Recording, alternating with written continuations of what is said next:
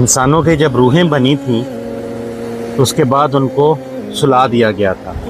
ایک لمبے عرصے تک جو ہیں وہ روحیں سوئی ہیں. پھر ہم اس دنیا میں آئے, باری باری یہ روحیں جو ہیں اس دنیا میں آ رہی ہیں.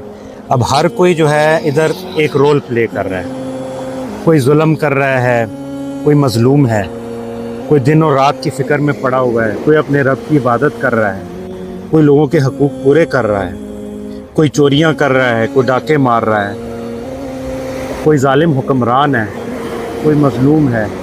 یہ سب رولز اس سٹیج پہ پلے ہو رہے ہیں. مگر یہ رول پلے کر کے انسان جو ہے اس نے اس دنیا سے چلے جانا ہے, اور اس کے بعد ایک لمبے عرصے کے لیے اس نے قبر میں ٹائم گزارنا ہے, اور اس کے بعد جو ہے حشر ہوگا.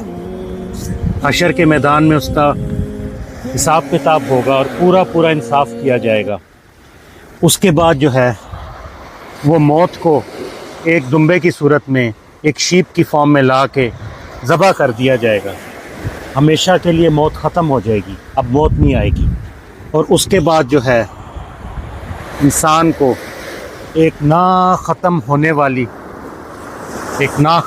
والی زندگی کا سامنا کرنا پڑے گا, جس میں کوئی موت نہیں ہے. یا تو وہ جنت کی فیسلٹی